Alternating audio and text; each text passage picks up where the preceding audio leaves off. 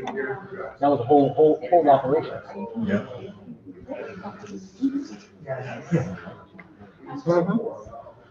I'm pretty sure for years. You understood. I'm doing quite well. Of course. You are.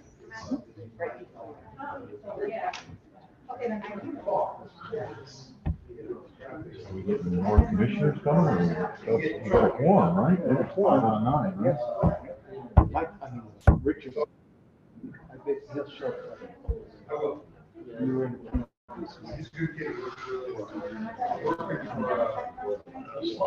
How you doing, Al? Very good, sir. How are you? I'm old and crabby, but no difference. Old and crabby, so we're gonna call you a cake. What? Yeah, crab cake. Okay. There you go. I'm a cruddy.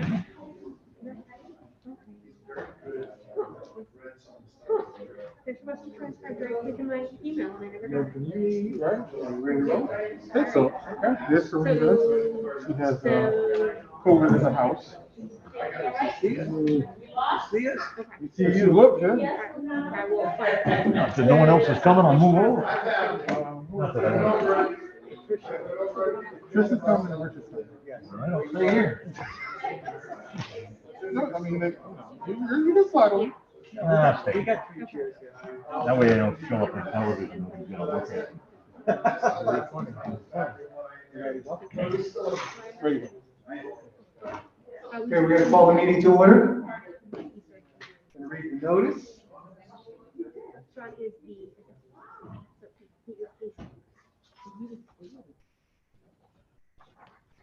Okay.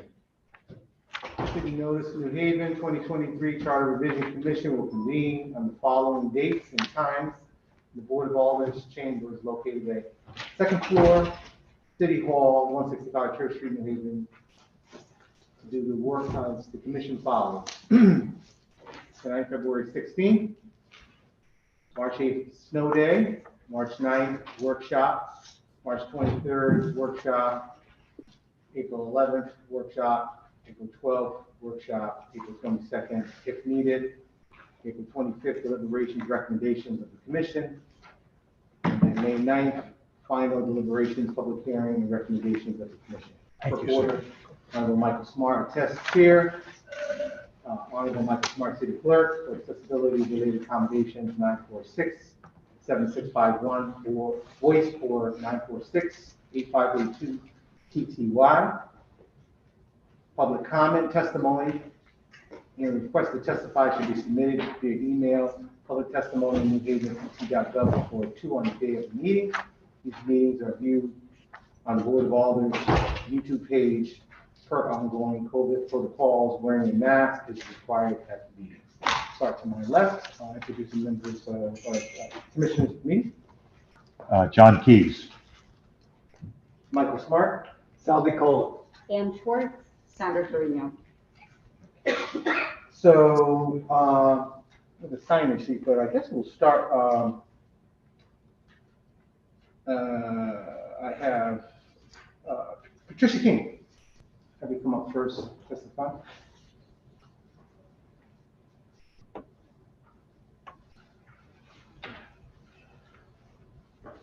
Good evening. Good evening. Okay, we just both. Absolutely.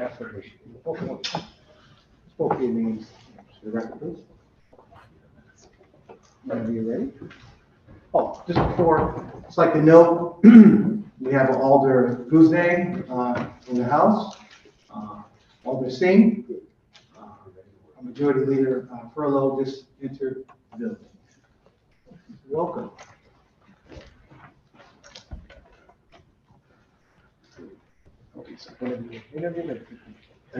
Sean Madison. I currently serve as the Chief of Staff for the City of New Haven and reside at 1279 Zodiac Avenue. Patricia King, Corporation Counsel, 32 Vista Terrace, New Haven. So, I mean, we pretty much just, go with your testimony. We're not gonna, obviously not, time. Okay. Well, what we've done is we've drafted up a presentation in front of you. We'll try to, which I think is all the questions before the commission that was sent to to the commission from the alders. And we'll try to go through each one and talk a little bit about it. And Also, I'm sorry, I neglected to acknowledge our Commissioner Serena San Giorno, who's there. Hope you're doing well. Okay, I'm sorry. I don't know if you can hear me, but I am. Thank you. And happy to answer any questions you all may have if that works for you all. All right, so I'll start with number one. I think some of these will involve more discussion on our part than others, because I think some of them are fairly obvious. It would seem that they would be a good idea, such as the first one, which is to change the language in the charter to be gender neutral. There are a lot of reasons why that's a good idea, especially in our environment today where people are, pronoun specific. And if we can, change things to gender neutral, it will increase our inclusivity. It will give us that presence, if you will, of being an inclusive community by eliminating what might be gender expectations for certain positions. If we just use gender neutral language, then we eliminate that. We would also be speaking to our welcoming attitude towards diversity, so that, we would have more opportunities or more leeway in the charter for people who may not identify in either gender. But if the language is gender neutral, then we don't have a charter that appears to exclude those things. We reduce discrimination and bias in our language. And we are also would be more consistent with other laws, because I think this is a trend we're going to see coming through state and federal laws. And we go through this process once every 10 years, so it would seem to be a good time to get ahead of this. Just want to acknowledge our president of the board joining us, Walker Myers. Welcome. So I'm happy to take any questions.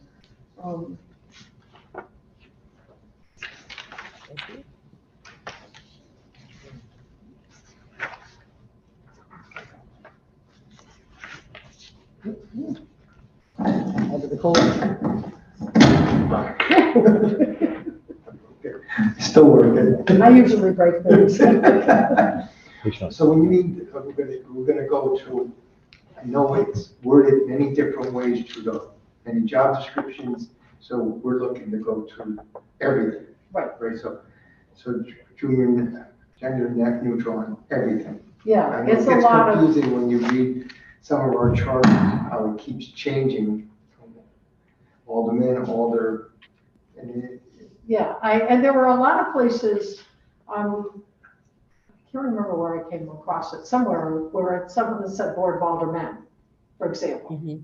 So it's one of those painstaking editing type of jobs that somebody who is good at Microsoft Word and has a Word copy can go through and search for he, him, she, her, and replace it with they, or, something, or just use the title of the position. So you don't associate a gender with it. That's another way to do it. It depends on how that reads. It's sometimes clunky, but that would be, it would require kind of a painstaking effort. But, Alder Furlow's particularly careful reader.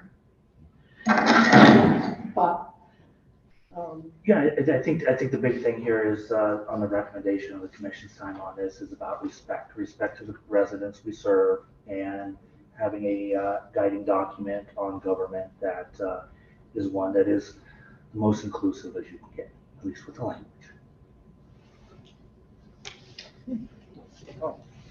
So the recommend, good evening, and thank you for presenting this evening. The recommendation is to make everything third person or by title. yes, Okay.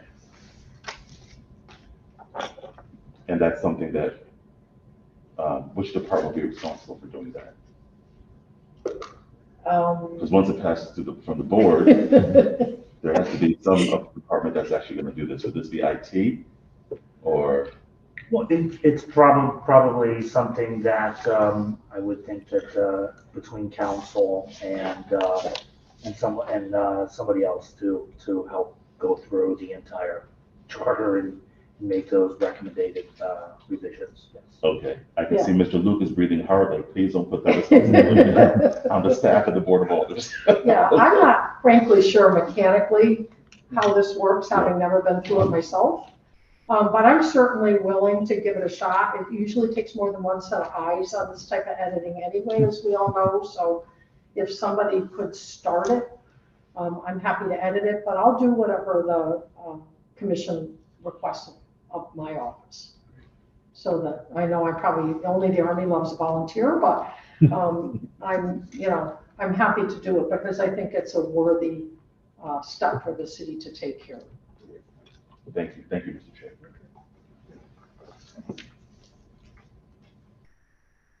So moving on to number 2, the Board of Education. And this is correcting the language on the number and terms of the members of the Board of Education. And I think the issue here is around the number of appointed members versus the number of elected members, and whether or not the mayor should be on the Board of Ed, is how I understand the issues that may be under consideration. Now, I think as to the issue of the appointed members versus the elected members, we currently have the mayor on the Board of Ed, 4 appointed members and 2 elected members. So currently we have a hybrid, if you would say, the Board of Ed. But reducing the number of appointed members and increasing elected members can have some drawbacks, as we point out in our presentation, because in the process of vetting members whom the mayor would appoint, the mayor, it really is a 2-step process. The mayor goes through the possible candidates, vets them, if you will, for their experience, for their life skills, their professional skills, and other attributes that would make them a good fit for the Board of Ed. They don't have to mount a political campaign. They don't have to run for office.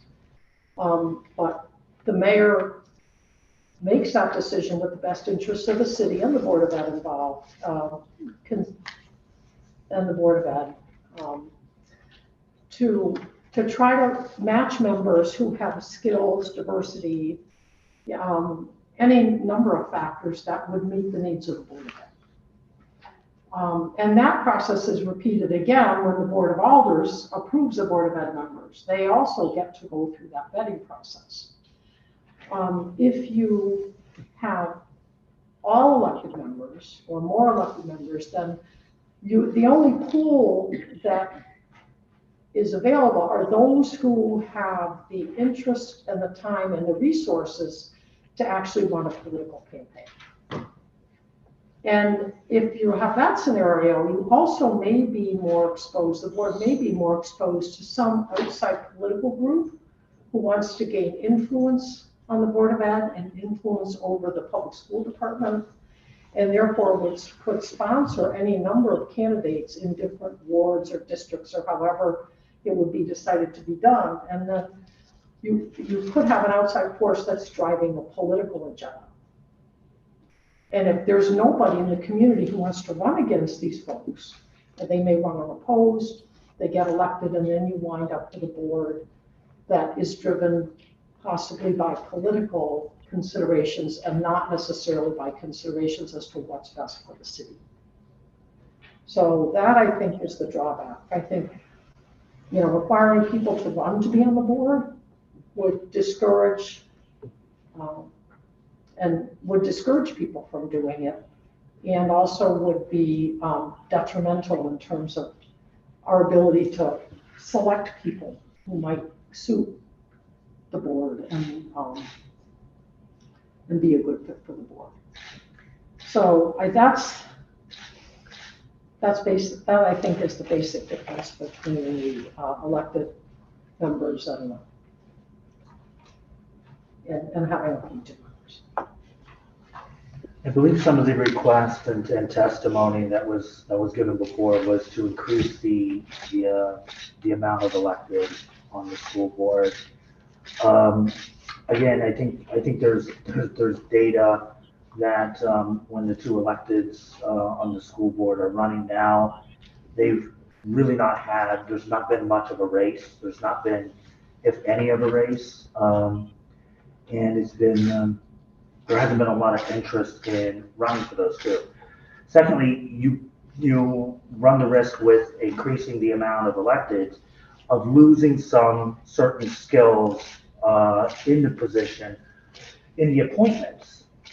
That is to say, as Corporation Council spoke on in terms of limiting the universe of people that may be interested in running. You gotta really want to be engaged in politics. You gotta want to go through a campaign. And what we do have on the board now, for example, is a lifetime educator who's retired, was a principal, by all accounts, very well loved. I don't think that individual would ever consider running in an election to be on the school board. I think it puts out a barrier for a lot of people that would otherwise serve. And I think that's something that needs to be taken into consideration, is that with the appointment power, you do have the ability to appoint people with certain skill sets that are beneficial to the Board of Education and its guidance. In terms of the removal of the mayor from the school board, I would like to say that I personally think that that sets up a political dynamic that's actually not in the best interest of a school board. When doing so, I think what happens is you wind up pitting a mayor, then a mayor would have limited accountability for the actions of the school board. It becomes easier to take shots and to get into political fights then. In addition to that, you would wind up with an argument every year, largely about money for the school board. So while I do think that so far it's working fine with the two elected positions, to increase it further, I think erodes some of the effectiveness on the Board of Education to increase the amount of electeds. And I would say, I think the other advantage to having the mayor on the school board is that the mayor has kind of a bird's eye view of what's going on all over the city, where oftentimes school board members are just focused on what's going on within the Board of Ed. And I think it's an advantage to have that more comprehensive view of what might be going on in other departments in the city or other plans that the city has. So I think he brings, the mayor, whoever he or she may be, would bring that to the Board of Ed. And I think that's a useful addition to the thing, to the issues that the board has to debate.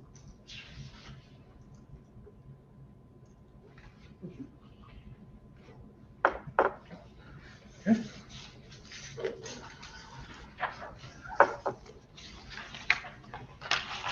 All right, so the next issue is compensation for the Board of Alders, and increasing the compensation. This certainly is something that, an issue that should be revisited. Compensation for all city employees has become an issue. And certainly for the Board of Alders, there's no exception to that.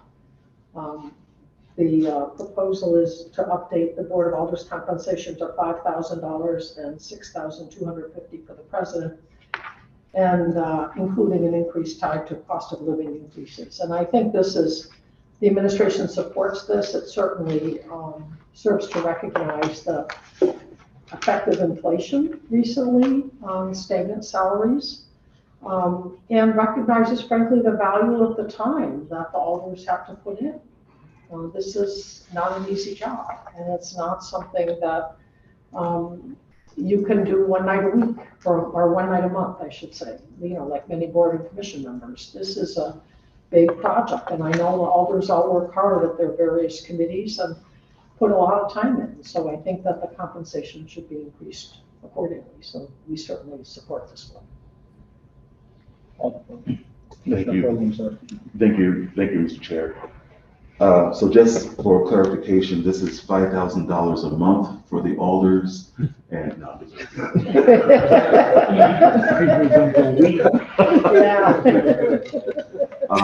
but just for clarification, it seems that this should include elected officials. And so I know that the first line deals with the compensation going up for alders as it is in the charter.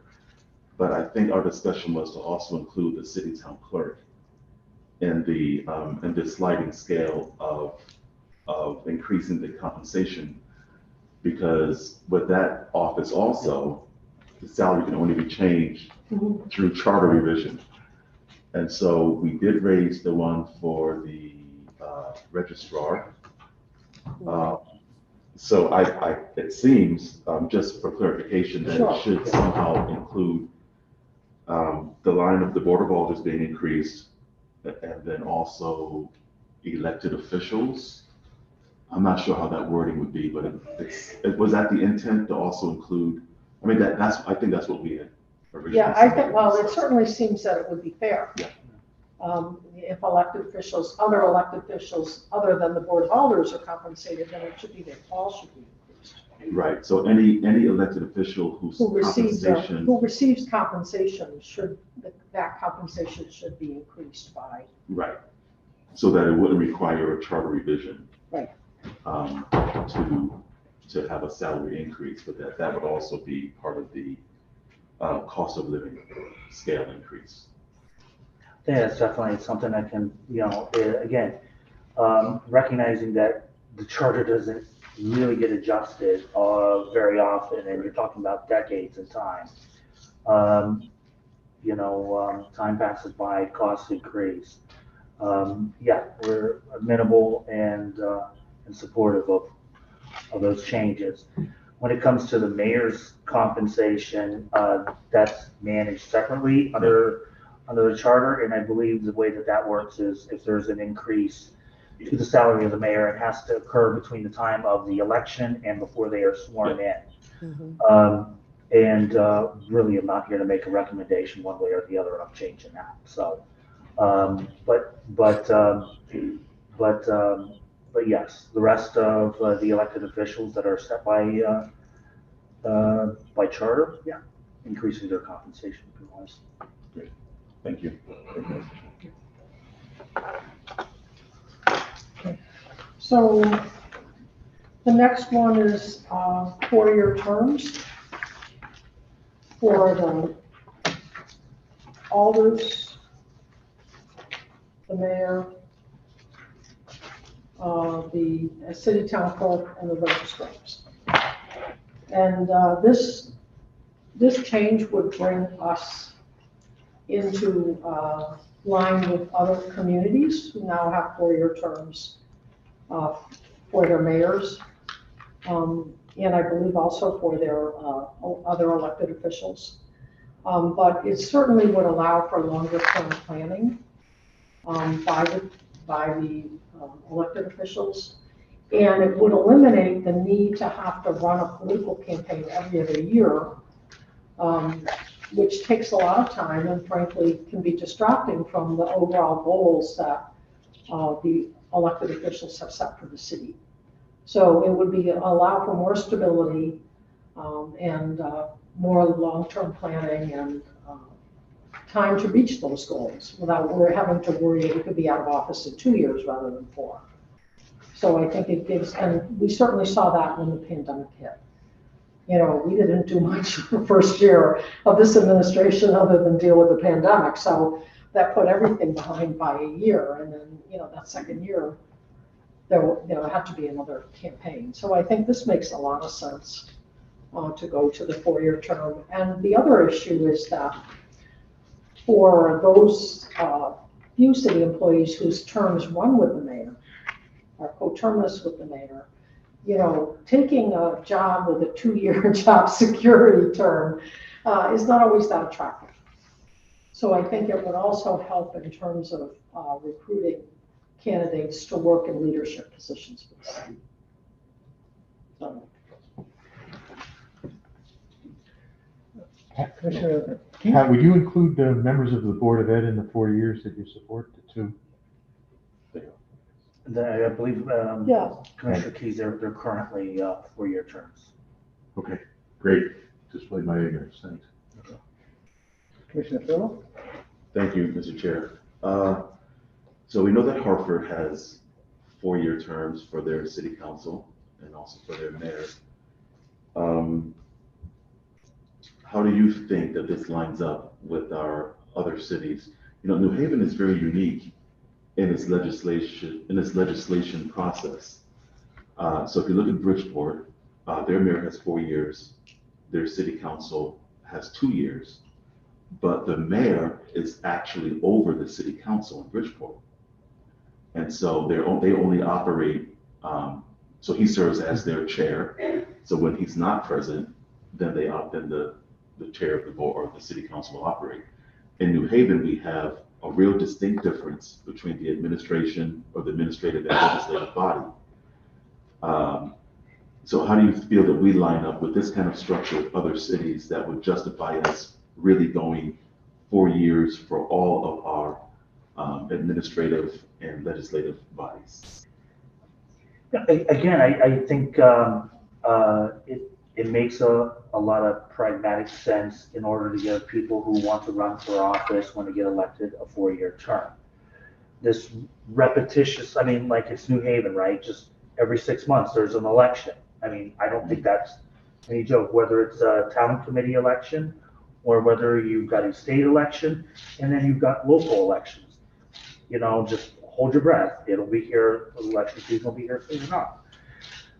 Moving to a 4-year term, I think, again, it is, and I have some experience with various administrations over here. It is, you get into, you get elected, you begin to lay out your agenda, you're working on it, you get about a year into it, and then you're right back into another election cycle. Giving it a little bit of depth and breadth for both where the legislative body as well as the executive as well as the clerks all makes a lot of sense. There's you would avoid some cost of running the elections as well as some costs coming from the Clean Campaign, the Democracy Fund, and doing that only once every 4 years. There's a little bit of a fiscal incentive to do it, but it's not, again, even though New Haven has done it a certain way with 2-year cycles for a long time, it wouldn't be anything dramatic to government to do it for a 4, much like other cities our size in the state. Thank you, Mr. Chair. And I'd like to acknowledge Commissioner Milton has joined us. Welcome. Sorry, I'm late, got caught in traffic. Thank you. Okay. Acknowledge Alderman Farrell, how are you? Thank you.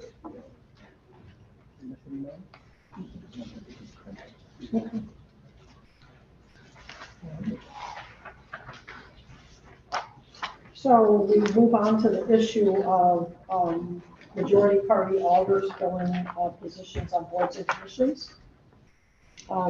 This is another one that I think is very pragmatic and practical because in our current situation, we have alders, we're pretty much a one-party town. And so if we allow majority alders to fill spaces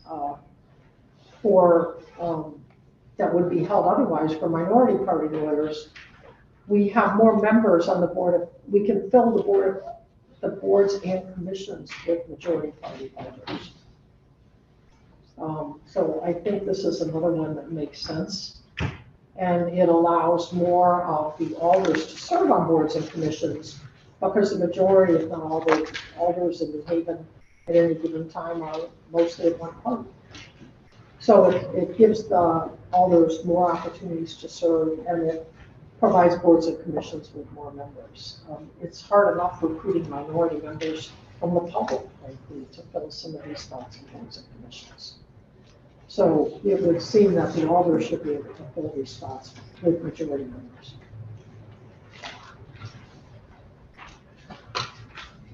Uh-oh. Thank you, Mr. Chair.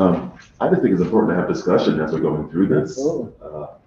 And so I'm not making up questions, but I feel that, it's good Yeah, no. to have this dialogue, and especially for the public that's present, to show that we're engaged and listen to what you're saying.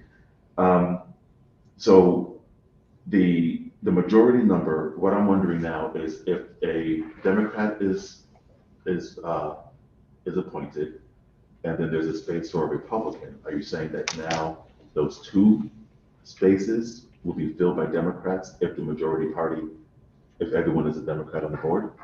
Or would it just reduce, only one would be necessary if the board required an automatic? I think if it is the commission's intent, either way, they kind of achieve the goal of being able to fill a board and have sustainable quorums to conduct their business. Because at the end of the day, if there's a vacancy and it's a vacancy for a minority party, these things, as council has said, it's difficult at times to fill for a specific board. Some a little bit easier, some a little bit harder. Some boards people think are a lot sexier than others, so they're more than willing to serve on them. So you do wind up with some vacancies in minority party seats. The important thing is the board or the commission being able to make quorum and conduct its business. And you kind of get to it either way, either by allowing the majority party to fill both seats or by removing one of the seats. It's kind of like how you kind of want to approach the subject and from which direction.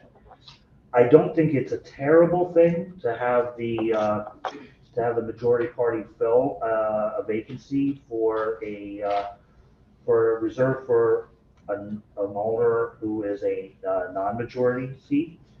The simple fact is, the city is largely Democratic to begin with. Non-Democrats tend to be in the minority, are the minority.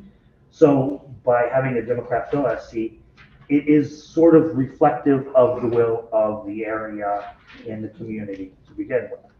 So again, it's just how you want to get there. But I believe the point and the question that was put to the commission was, how do you deal with this problem of the charter says you can only have a simple majority of a majority party, the rest has to be made up of the non-majority party. And when you don't have any non-Democrats on the legislative body, the two seats, how do you deal with that? So that these boards and commissions can conduct their business. Either way, you kind of address the problem of being able to fill the seat or reduce the amount of seats for the quorum and enable the commission or the board to do its work. But which is the recommendation? The administration can see it both ways, but the administration is strongly in favor of the ability for these boards and commissions to make quorum. So if it is a problem, it should be addressed either by one of the two solutions. And either one would work in our opinion. So the recommendation is to do either or? Either or. To reduce it by one member Or to have allow, two Democrats sit on the commission? Or to allow. Okay. Thank you, Mr. Chair. Chair, can I ask a question? So what are some of your current challenges to actually fill commissions and boards?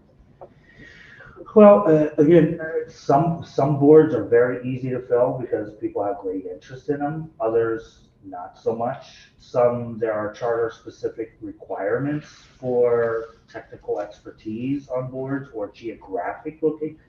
Like Solid Waste Authority, a certain number of members have to live downstream in very specific wards from the solid waste. So you have to identify a candidate from within there. And then again, on top of that, then you've also got majority minority party status to figure out as well. So those tend to be some barriers. And then additionally, it's just also life for people who serve on boards and commissions. Sometimes something arises, their life circumstances change, they have to resign, they come off, you get it through. And those tend to be some of the reasons that there's vacancies. In addition to that, it's again, it's the interest level that any one single resident would have for a particular board or commission. Some you have to sell a little bit more and explain, others, like everybody wants to be a police commissioner. Right? But, cable access, not so easy sometimes. Any other questions from the commission? Commissioner Swart? And just in thinking of this, I know that we're going to deal with this in discussion and through our workshops, kind of hammering it out, but it's good to have this discussion while our department heads, our corporation counsel and chief of staff are here. But in the doing it either or, if you eliminate a number, most of the boards have odd numbers. And so when you eliminate a number, then that makes it an even number, which makes a majority vote very difficult. So I think that leaving it up to go either way may further confuse things. Right, and then you also could wind up with the situation where if you only have one alder from a minority party, does that alder have to sit on every board or commission that requires a minority member? And that's probably asking a lot of that one particular alder. So I think, allowing majority party alders to fill those seats also would take the burden off of that one minority lawyer should that situation ever arise. Which comes into play the further explanation of the appointment of our third officer. That's right. And what that role plays in covering for minority party representation. Right, but then the 1/3 officer, then the question is that the only person that can fill that minority party seat? And that's again, asking a lot of the third officer. And the charter's not completely clear as to whether they're talking about the same person there, that the third officer fills every one of those seats, or the board could select someone else of the majority party to fill that seat. But it would be helpful to have that To clarify that language. Yep, great. Thank you. Yeah. Thank you, Mr. Chairman. And just as a note, I also think this is an example too of something that's important with the charter tends to be elasticity over time, right? And probably when some of this language was established on this some very long time ago, there were a lot more non-Democrats in the city perhaps than there are now. It's just something that hasn't been addressed through charter revision over the years and is kind of catching up as the city has changed over.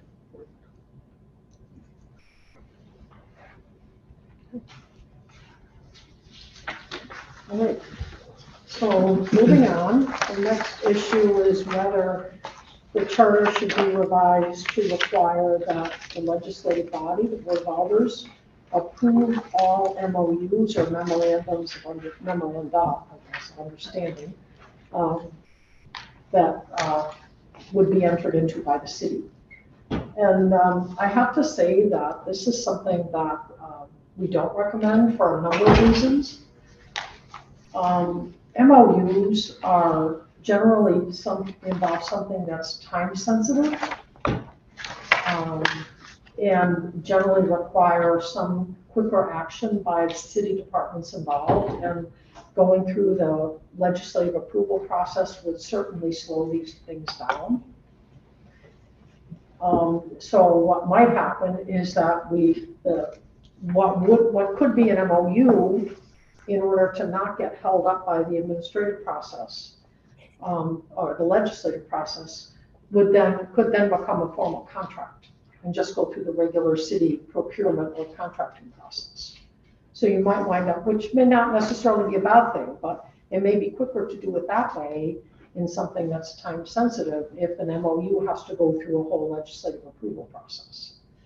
The other thing is that when two parties are working on an agreement or a contract, even though an MOU is not technically a contract, normally the other party wants to deal with all the decision makers when they do their negotiations. And if an MOU is arrived at between the city, whatever relevant department is looking for the product or the service or whatever, and the vendor, if it has to go through another approval process, well, there could be a whole other level of negotiation that might be required in order to get that next level of approval. And that could significantly delay the process of reaching an agreement and could discourage some people who might normally enter into an MOU from wanting to even go through the process because they would theoretically have to negotiate it twice. So the other issue is that a large majority, I think, of our MOUs are arrived at between the Office of Labor Relations and the unions. And to require an extra step in that of the Labor Relations Director and the union negotiate an agreement. They sign an MOU. If that has to go to the legislative body for approval, that is not a step that is included in the collective bargaining agreement. So that requiring that approval then would be, in my view, and the Labor Relations Director agrees with me because I spoke with her about it, a mirror violation, a violation of the State Municipal Employment Relations Act.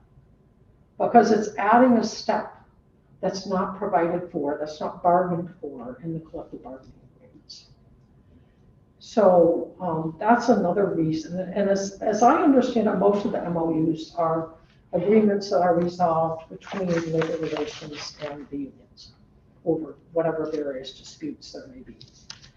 So that's another reason why I think this is frankly not really I know we do have a disclosure ordinance that was passed, if I remember, in about December of 2021, where any agreement, be it an MOU or any other kind of an agreement that's in writing, is disclosed to the board within, I think, 36 hours of signing. And as far as I know, that's been complied with, and as far as I know, that hasn't generated any questions or any issues as for the parties who are involved in whatever particular MOU has been disclosed. So frankly, that seems to be working. As far as I know, people are complying with it, and those documents or those MOUs are being disclosed. But I think, as I said, to add a step, number one, would slow the process down, discourage bargaining with, or entering into contracts with the city, and I think most importantly, it would be a mirror violation. So. Commissioner Furlow. And thank you again for that. Thank you, Mr. Chair. And I might be wrong, but I'm thinking that the thought behind this was any MOU that would have a financial impact to the city. And I do hear what you're saying, and that it's adding another step. But I'm wondering if a workaround might be to have the president or the president's designee, so I'm being gender neutral, the president's designee involved in that process. If the legislative process would be too long, we already have such process when we do bonding, where it comes, something needs to be done quickly, then it's between the president, majority leader, third officer, that's able to make fast decisions and getting things signed and done quickly without going through the 2-month process of legislation. I'm wondering if that would be a workaround to have the president or their designee in these meetings of an MOU that affects, that has a financial impact. Well, I think you'd have to figure out what financial impact you're thinking about. I don't think that workaround solves the mirror violation problem, frankly, because it still adds an extra party. Under the state statute, the Office of Labor Relations represents the city in labor negotiations. And to add an additional party whose approval is needed other than labor relations, I don't think that workaround solves that problem, because I think adding that third party, however you do it, is still a mirror violation. And we do under the disclosure ordinance that was passed, I think that, as I recall the ordinance, if there was an MOU that was going to be settled with payment from the litigation settlement fund, that would have to go to the litigation settlement committee. Now, since the time that ordinance was passed, there hasn't been any MOU or settlement that has triggered that requirement to go to litigation settlement committee. That does exist in the current ordinance. I do frankly still think adding that committee step is a mirror violation as well, but we've never had to confront that issue. I think the unions would raise it. To some extent, whether it's the cost of overtime or, some other cost associated with labor, I don't know how you would define a financial impact on the city, because oftentimes any labor agreement can have some financial impact. It doesn't necessarily have to be a lump sum settlement payment. It could be the payment of overtime or given, work to different unions or whatever. So there are financial implications that are not the same as a lump sum settlement payment. So you probably have to give some thought to what that might be. And I think I do know what this is trying to address. Yeah. I agree with you. Yeah, so through you, Mr. Chair, if we can get a copy of that statute for the committee to read, the mirror. Yeah, I'll be happy to send you. Okay. I'll be happy to send it if that would work. Great, and we can read through that. And you can look through it. And as I said, I did discuss this with the Director of Labor Relations just to make sure that Okay. we were thinking, and we're on the same page with this, so for what that's worth. Okay, great, thank you, Mr. Chair. Any other questions? So I do have a question, sorry. So just for clarification, there are some MOUs with the city that do not have a financial purpose, correct? Or are we just talking about the ones that do have that financial? I didn't read that in the charter, in regards to like just the difference between MOUs with the financial, like when it goes into a contract. May I answer, Mr. Chair? I think on the Board of Alders side, we're only concerned with the financial, any MOU that has a financial impact, because we are the fiscal agents of the city. And so there has been MOUs in the past that were made and the board did not know about it. And then when it came time for payment, we were like, in other words, holy cow, where did this come from? And so the thought process would be to be involved in that process from the beginning, to avoid any surprises in the future. Surprises. Thank you. I just needed clarification. Yeah, I initially interpreted this as meaning all MOUs, not just those that had a financial impact on the city. So I interpreted it the same issue at the beginning, but now I understand. The position of the board. So. And I could be wrong. I don't think I am though, but I might be wrong in that. But I would think that from the Board of Alders side, we are more concerned about financial impact related to MOUs and not agreements of who gets so many hours and things, labor things. Yeah, we're not concerned about that. All right. Well, certain things. All right. Yep. And we have workshops to work that out. Yeah. Well, be happy to have an ongoing discussion if it'll help. Thank you. Thank you so much. Thank you, Mr. Chair, again. Thank you. Good. All right, moving on to the lifetime appointments. I guess some of the Parks Commission appointments. I'm sorry. And at this time, if I could ask that the CAO and the deputy CAO join us at the table for this piece.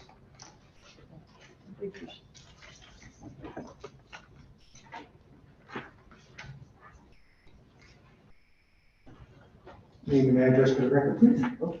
Okay. Also, then, sorry.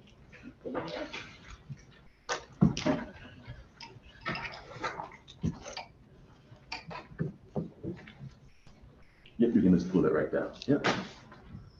If you just set it right in front of you, it'll pick up the best so that you're speaking directly into it. Perfect. Great. Regina Rush Kittle, Chief Administrative Officer. I'm sorry, sir. Am I allowed to be involved in this conversation? I'm the president of the Parks Department. The president of the Parks Department, as we're talking about the Lifetime appointment. lifetime appointments. No. I don't think- Administration, I don't have any problem with that. okay. Certainly, sir, you have a seat right there. Thank you very much. Your name and address for the record also. Rebecca Bombero, 122 West South Ave, New Haven. David Glowski, 34 Oliver Road.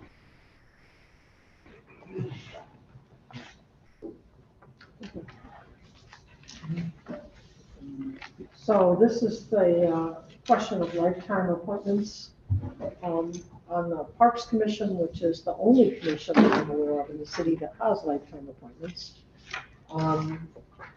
Other commissions are appointments by term, and a certain number of terms can be served, and then the member ages off, basically, of the Board of Commission.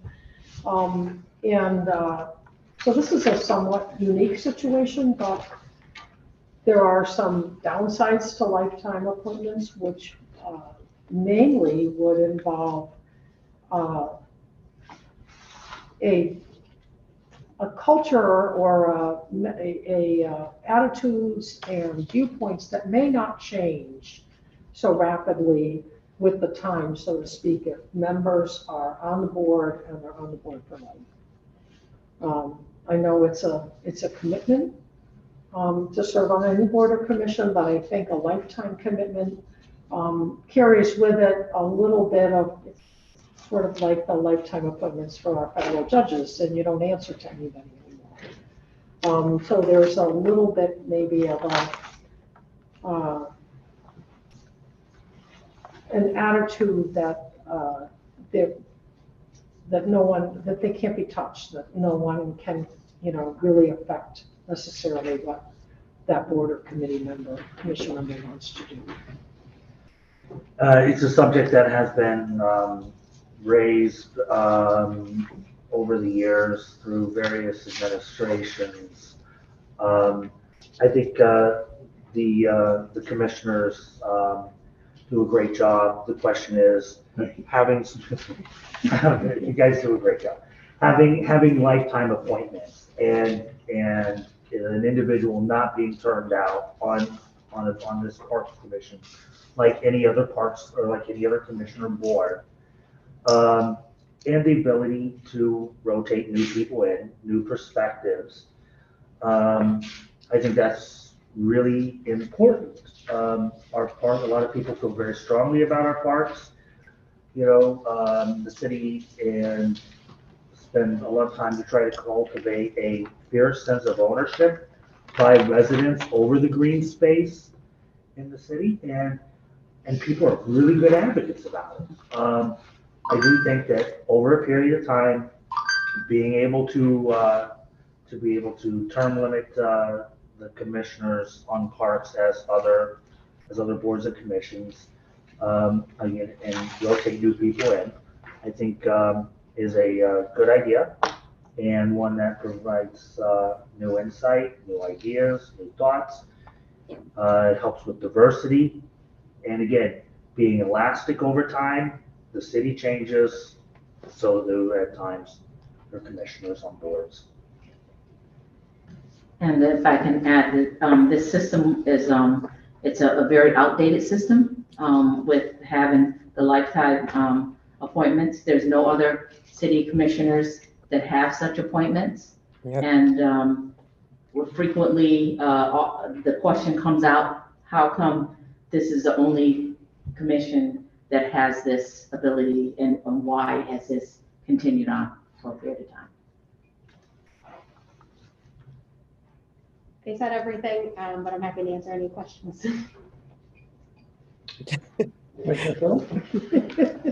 You're our lifetime. Our lifetime. Thank you, Mr. Chair.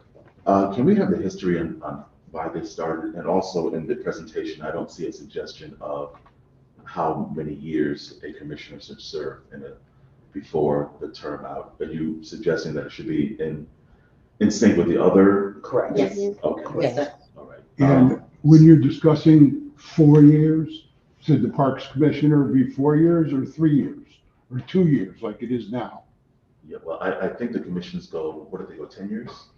2. It's 2, and I believe that the length is like you can 9 serve up years. to 9 years It's 9 years. in total before you have to rotate. Right. 9 years. I Which think is that was the perfect. Board of Zoning Appeals, three-year terms maybe. Okay. I think it was, I know I aged on that one, so I know, but so members who want to be there can be there for a fairly long. Only if they're period appointed, of time. reappointed. Right. So I think it'll be helpful for this commission to hear why there was a lifetime appointment, how that came about. That's a great idea.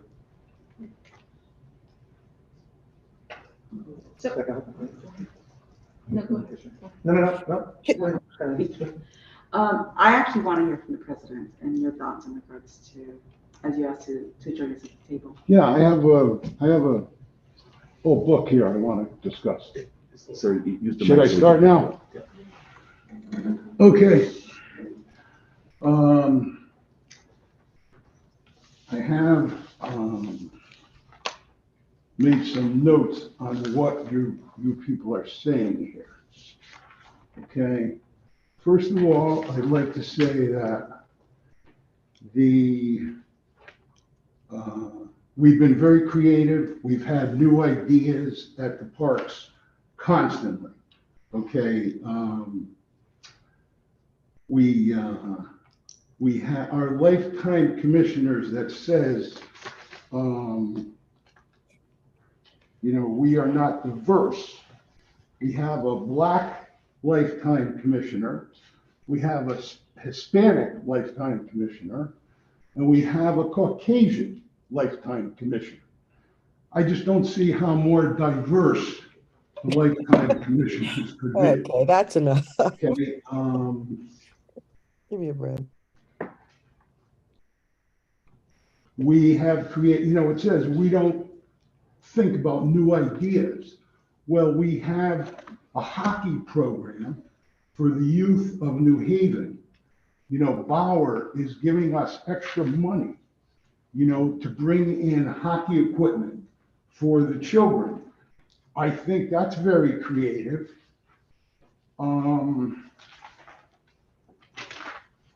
We bought a house. The Parks Commission bought a house to expand parkland. And that was about 12 years ago. And we still own this house. And that was through the lifetime appointment commissioners. The administration forced us to almost lose Kensington Park. Okay? The park commissioners were totally against it. We all got phone calls from the administration to close the park for housing. Okay? And it was really very uncomfortable to the park commissioners.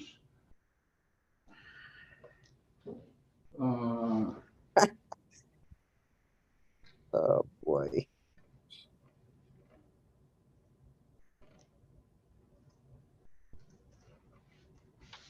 When you're a lifetime commissioner, you have a relationship with the director. Recently, we had no director for 18 months, which was very, very uncomfortable. And the lifetime commissioners were more important to the board.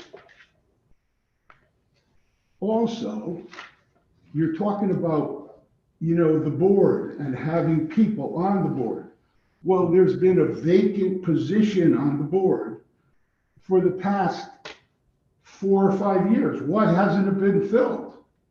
I mean, you're talking about, lifetime commissioners taking that away. How come it hasn't been filled? So we're here to promote, preserve, and protect the parks. I have fought all my life for what I know is right. And permanent members make a difference. We don't want to wrongfully terminate these permanent members.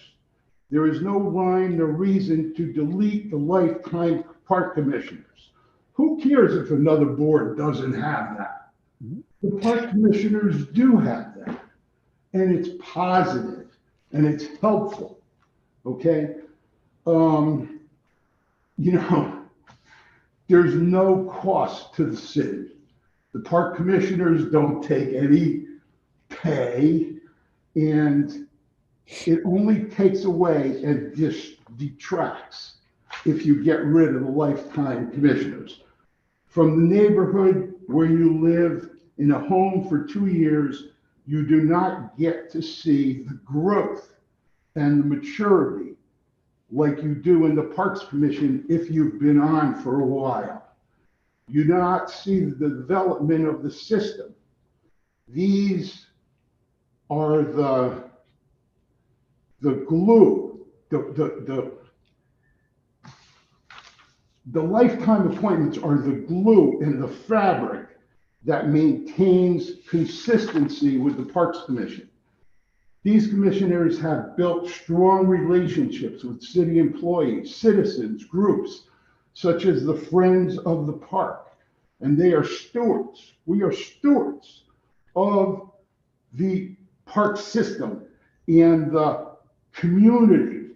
Okay, we have many, many parks in New Haven, and more so than maybe any other city in the state. Mayors come and go, but the parks remain.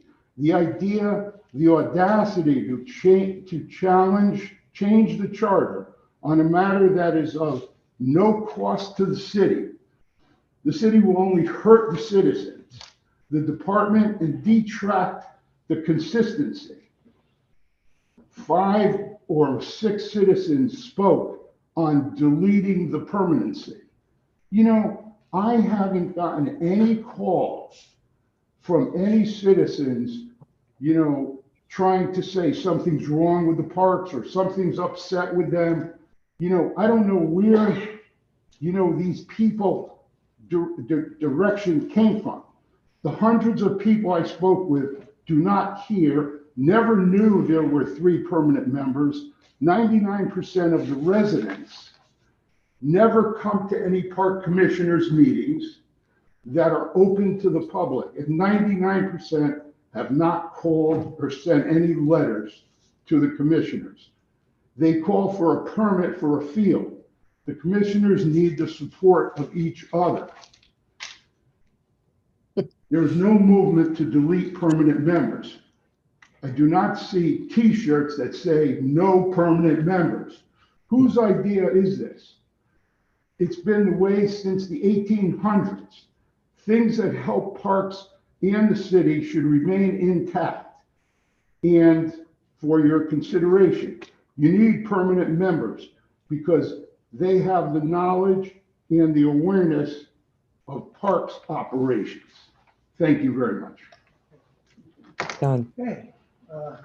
Let's go. Commissioner Paul? Thank you, Mr. Chair. So much appreciate your testimony. I Thank think you. we're kind of moving into the public portion rather than hearing from the administration, but the question is still on the table. If we can get an explanation of how it came to be a lifetime appointment, and then that would help us to better understand. So as President Bilowski indicated, it was the 1800s, and the Parks Commission and the East Rock Commission merged, and the East Rock Commission had lifetime members, and as indicated in the charter section, the lifetime members are appointed in accordance with the bylaws of the East Rock Commission, which is a self-perpetuating board. So the lifetime members, as established in 1856, will appoint when there is a vacancy that they would fill that vacancy. Okay, thank you, Mr. Chair. Okay. Any other questions you want to add? Enough. Thank you. Hold on, any questions from the team? I just want a T-shirt. I want I'll one get you too. one. Judge.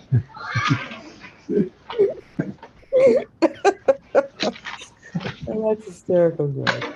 Take care, David. All right. This next one would be probably another scrivener's exercise in charter revision, which would be to remove provisions of the charter that have timed out from the previous charter, including but not limited those provisions that relate to approving ordinances concerning purchasing and department head qualifications. So this would be to further the city's goal of having a current charter as opposed to keeping old, antiquated provisions in the charter that no longer are operative. So it's really more of an exercise in house cleaning, I guess we could call it. Sort of like the gender neutral, as I said, it's a scrivener's exercise to go through and update the charter. But I think it certainly is helpful and would make us, in the end, have a better product as a revised charter, to not have antiquated provisions.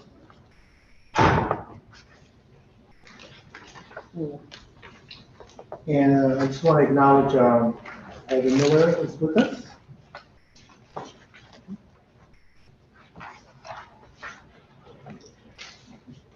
Any questions, Commissioner?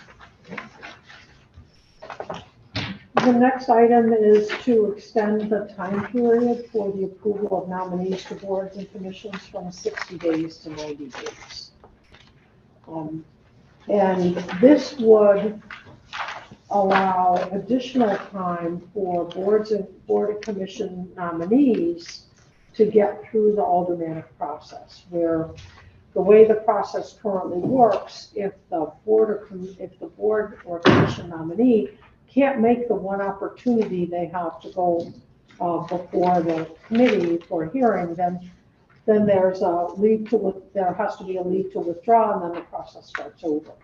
Where if we add another 30 days, it would add an opportunity for somebody who maybe couldn't make the first meeting because of some previous engagement or on vacation or whatever the issue may be, an opportunity to have a second chance to appear and go through the process the first time, if you will. So even though it would add 30 days to the process, or possibly add 30 days to the process, it would overall avoid the leaves to withdraw and just make the process go smooth. And we could get these new members on boards and commissions more quickly, even if they couldn't make the first meeting.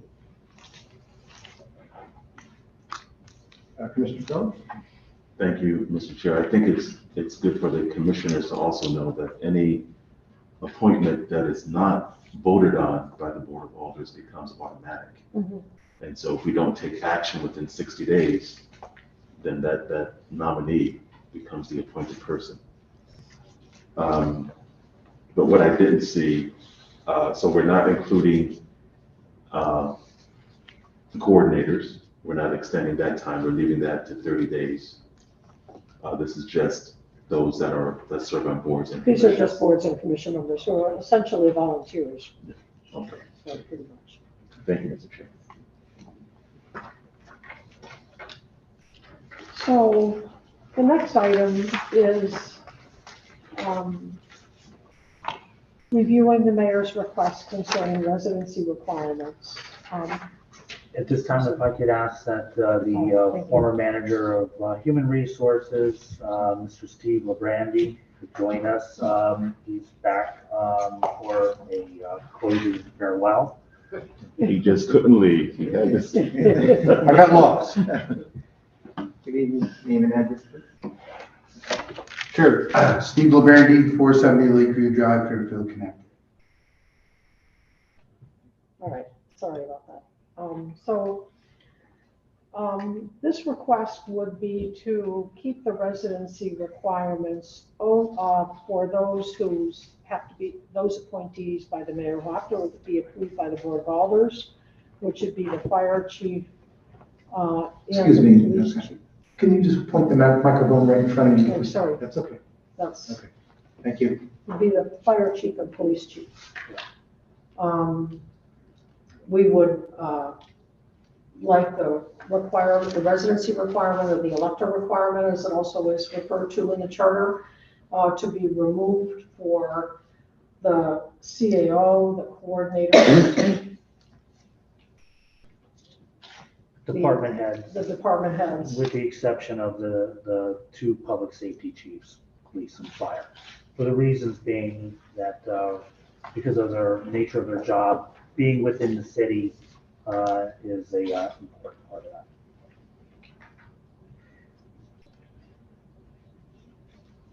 So the primary reason that I see and that we've experienced in the city recently is that the residency requirement is basically an impediment to being able to recruit and hire good candidates for these top positions. The combination of a short mayoral term currently, our compensation scales need to be revised, and add the residency requirement to that, and it becomes very difficult to recruit qualified candidates for top positions. In addition, some applicants, some city employees who are already union members are not required to live in the city because most of the bargaining units, the bargaining unit contracts, the union contracts don't require that. So if you have somebody, an employee who's in a department, a union member, not a department head, a department head vacancy can open up. And if that employee, who might be very well experienced and very well qualified to fill that department head position, may not want to apply for it because then they would have to move. And in this housing market, in this environment, it's asking a lot of someone who may have roots in their community, even if it's Hamden, any of our even adjacent communities, Hamden, East Haven, West Haven. They have roots there, they have children in school there, they have to sell their house, find a house in the city that they can afford. And in this housing market, it's not as easy, I think, as it might have been when this residency requirement was originally included in the charter. It's a much bigger ask now for people to do that, and it's an impediment to our being able to hire qualified people. I think that the Board of Alders could certainly incentivize residency if they wanted to do that, or find a way to think about doing that. That would be one way to do it, but I think to require that is a big impediment to hiring for these positions. So it's more of pool of expanding the pool of candidates. That's right. Is what you're saying. That's Okay. exactly right. That's exactly right. You know, it's hard to limit your job search to just people who live in New Haven or people who are willing to sell their home wherever it is for however long they've owned it and move it to New Haven. If I may, I think that's exactly the point, Mr. Smart. It is expanding the pool. So if you think about what it takes to work, to run a department in the city, number one, most of them require technical expertise or expertise experience in whatever that might be, whether it's traffic department, human resource, whatever it is. You get that experience lots of places, okay? We are never, I guess it's not we anymore, but New Haven is never going to be able to pay the most. No municipalities can, right? So pay scales are always going to be a bit of a challenge for recruiting. The fact that most of these jobs, the department head jobs, have a term, a 4-year term, which if someone leaves in the middle of the 4-year term, now we're asking someone to leave a job they have someplace else and fill out, the last 2.5 or 3 years of a term. So there's already a lot of restrictions, if you will, on our ability here to attract talented people. And I think the residency, while it's not the most, it may not be the most difficult one to overcome. It is one that is difficult to overcome, and people can't move for lots of reasons, right? has nothing to do with not wanting to live in New Haven. It has to do with, your financial situation in your house. So you may have a family situation where you can't move the family, whatever it is. So I think it's really important that the commission consider the fact that in today's market, where all municipalities, and I'm working for another one now, so I'm telling you, we got the same problem in Trumbull. It's difficult to attract good, talented people. And to add one more thing that not all of your competitors, most of your competitors don't have, which is the residency requirement, I think just limits that pool.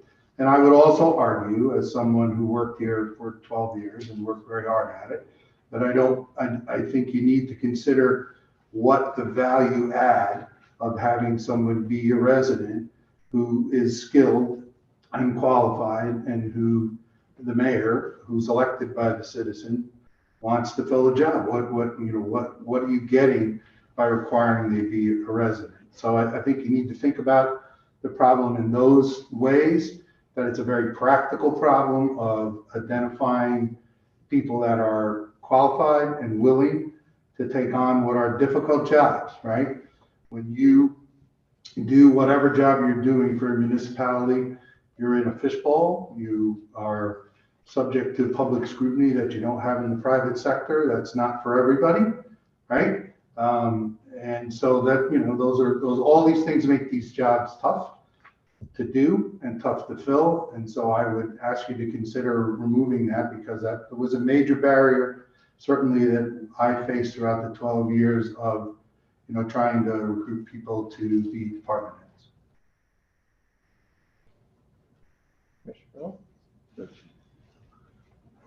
Yes, I would, it would be helpful to have some analysis of what percentage of the positions that require residency are open. I just feel like I need a lot more concrete data around, the percentage that are open, other municipalities that either do or don't have residency, to be able to make some sort of decision on this. And we'll be happy to provide that through the workshops, absolutely. Great, thank you. Thank you, Mr. Chair. I feel like I'm hearing two different things. So I think you're suggesting that there be no residency requirements for any city employee. No, I'm here in support of, let me be clear. From running the department that tries to recruit, yes, I'd love that. Recognizing that's not feasible, and there are some good reasons, for instance, for the police chief and the fire chief and other limited number of jobs to have a residency. I recognize that, but it's a problem no matter what your job it's a challenge no matter what job you're trying to fill. I think through you, Mr. Chair, it'd be good for the commission to have a list of those who require residency outside of the 4 department heads and the police and fire chief. Because you're saying that the coordinators and the police and fire chief should have residency requirements. We're saying that the public safety chiefs, we would prefer that the coordinators.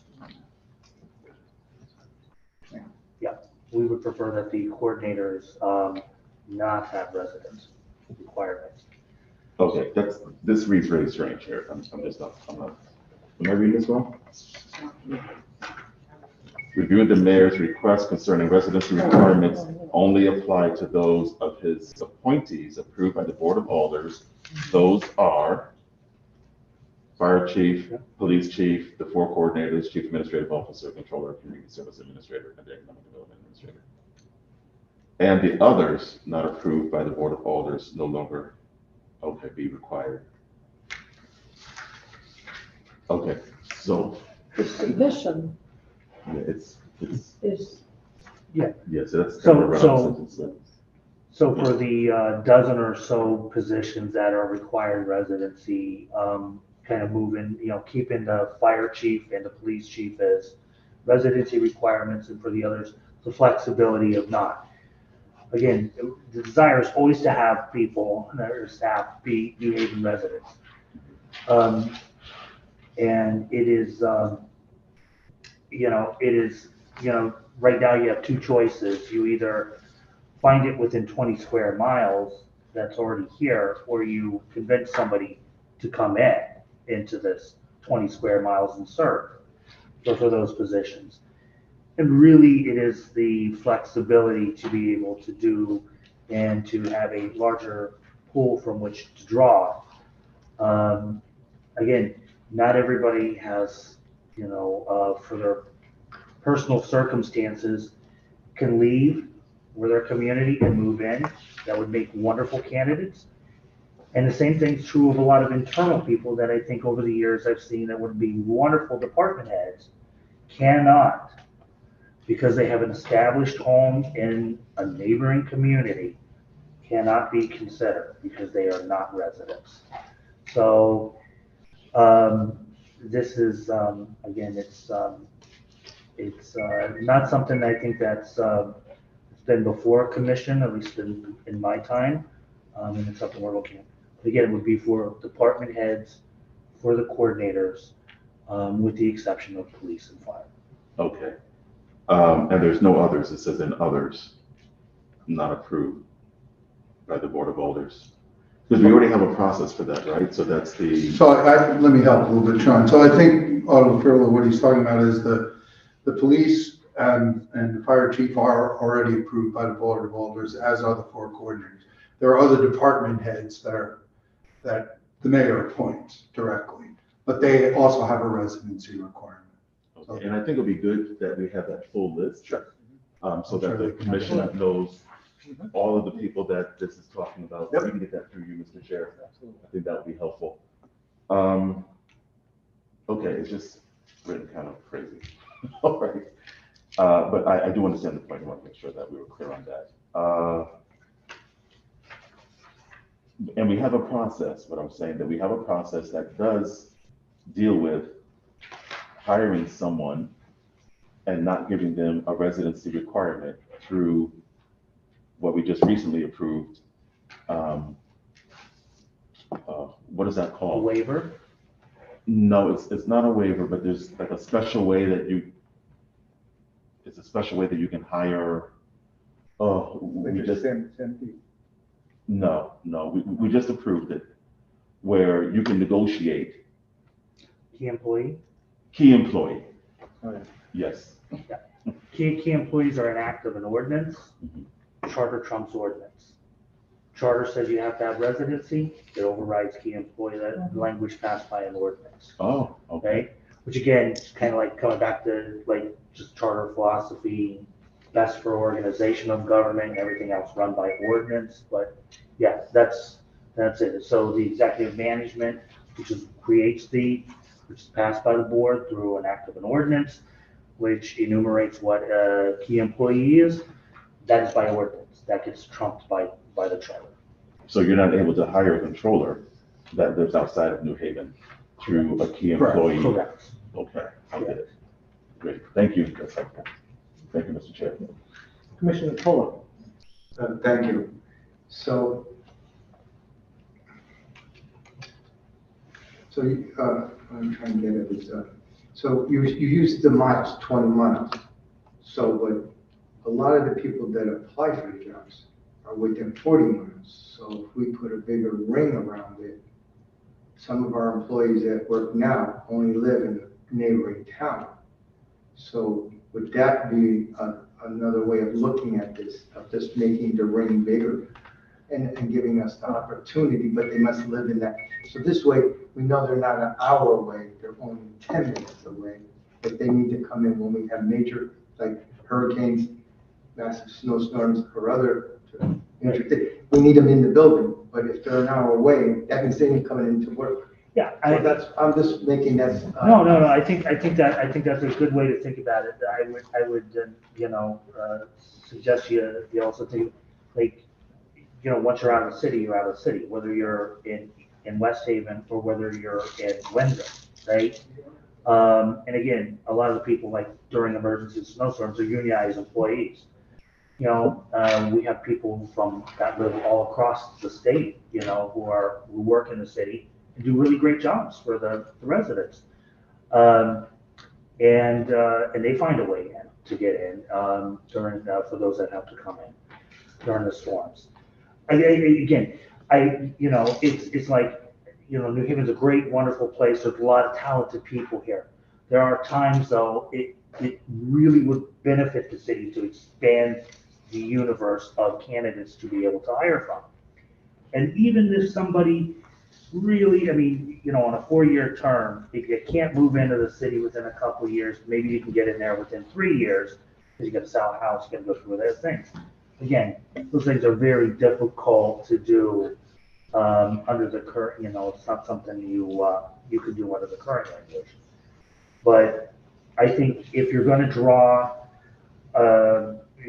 territory, I'd recommend, within the state of Connecticut, or just kind of leave it. Again, I think the ideal is for people to be in the city, but yeah, no, We have a mile, I guess, so we. I just think you have to be careful with putting a limit on where you can get people from nowadays, especially given the fact that with a couple of exceptions, right?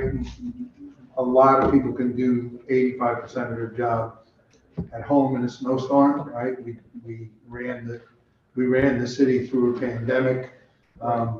We ran the HR department from my house and Sue Baldwin's house. So we can do it in an emergency. I think the technology exists out there today. I think that's another reason why it makes sense to just broaden the ability of the city to attract good people to come and do these jobs, which are hard. And again, I think that, good people exist throughout the area, and that would be attracted to the opportunity here as well. And I don't think you should limit yourself. I just wanted to bring that up. Thank you. No. So I'd like to acknowledge Commissioner St. Julian. All you have to do is just unmute your speaker, look like you just did. I was actually, it's fine though. Can you hear me? Yeah. Yes, ma'am. Okay, it's fine. It was going out and then it was coming back on. I'm not sure what was happening, but anyway, I'm good and I can hear everything that's going on.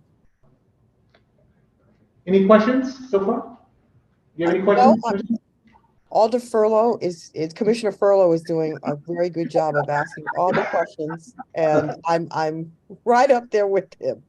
Thank you all for it. Okay.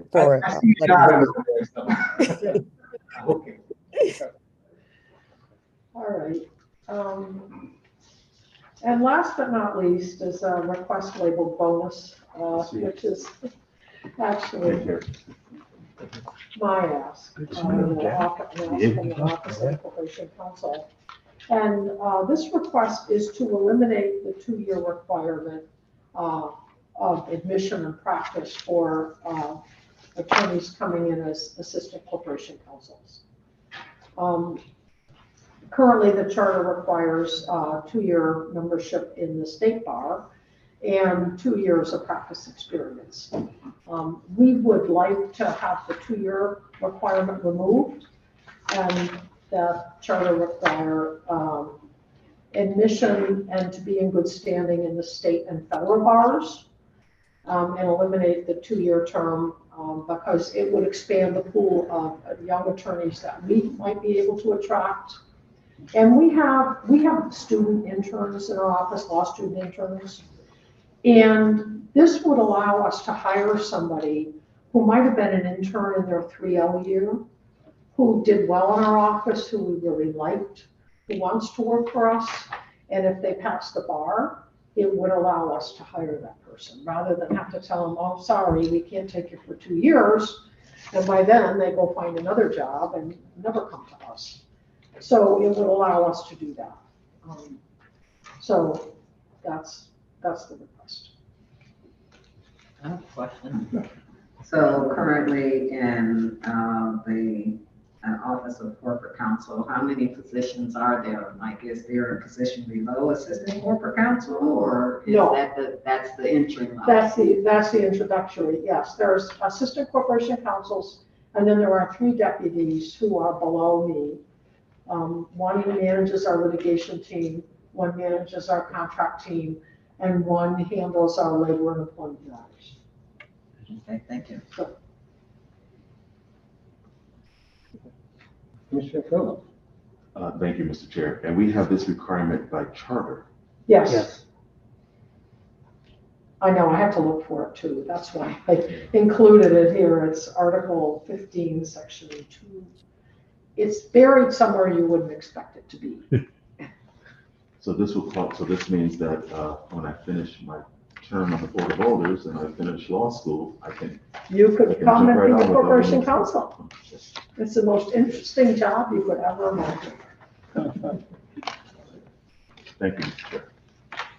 Commissioner Thank you both. Sandro, did I see your hand up? Nope, I'm Okay. good. Thank you all very much. Look forward to working with you all through the process and through the workshops. If there's anything that we can get you for follow-up, Chair, I'm happy to get through the chair to you all. Thank you. Same here from my office. We'll do whatever scrivener work we need to have done, but we'll be happy to help them. And certainly any questions, from commissioners, give it to staff and get it over to the departments, for any, clarifications. Thank you. Thank you very much. Thank you. Thank you. So at this time, we're gonna turn it over to the public portion. I'm gonna ask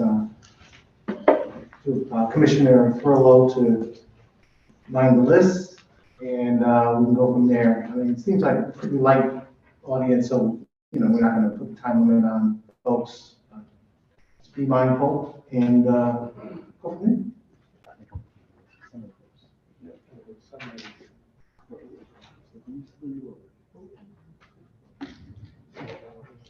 Okay.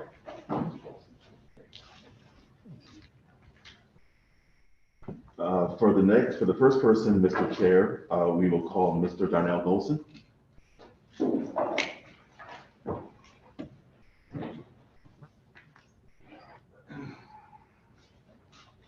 Good evening.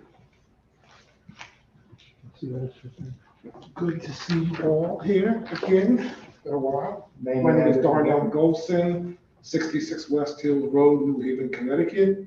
I am also an elected member of the Board of Education. I'm here to speak on 2 issues in particular, and that is on the change in the composition of the Board of Ed and on the residency requirement. In relation to the Board of Ed, it's always interesting to me to hear bureaucrats argue against expanding democracy, quite frankly. Elections are the foundation of democracies. To suggest that having more elected members on any board or commission in this city is counterintuitive to me. And I'll tell you why. Before the 2 members of the Board of Education were elected, it was a fully appointed board, which happens nowhere else in the state. And as a matter of fact, this is the only board in the state, Bridgeport used to do it at one time, but this is the only board in the state that actually has appointed board members and has a majority of appointed board members. Every other district in the state and most in the country are elected. I don't know why we did that differently than anybody else. I'm sure there was a strong mayor at one time who convinced the Board of Aldermen to allow him to make all the appointments. But when the other elected member and I joined 7 years ago, the board almost never met. A fully appointed board, by the way, almost never met. There was actually even a scandal in the newspapers about how they were spending hundreds of dollars every time they had a board meeting. and most folks didn't even show up for the board meeting. Hundreds of dollars for food for the board meetings, and no one was showing up. When Ed and I, well, Dr. Ed Joyner and I were on the board, we were on the board for about 4 or 5 months when we noticed that we never got a financial report. Not one financial report over 4 or 5 months. Turns out they hadn't been doing financial reports for the board for almost forever. Again, because they weren't even showing up. And if they did, it didn't really make a difference because the administration was doing what they wanted to do when they wanted to do it.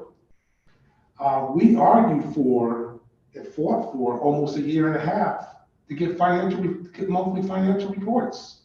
Monthly, not weekly, not daily, but monthly financial reports on the health of the organization. And by the way, this is an organization that has somewhere around $450 million, and we weren't getting any reports at all. We were running deficits every year and no one knew it. We were approving contracts and no one knew how that affected the bottom line. Ed and I, the 2 elected board members, were the one who fought for that and was able to convince a couple of other board members to vote with us to make that a requirement. So in terms of accountability, it was the elected board members that actually made this district more accountable, not only to the board, but to the people and the voters of this district.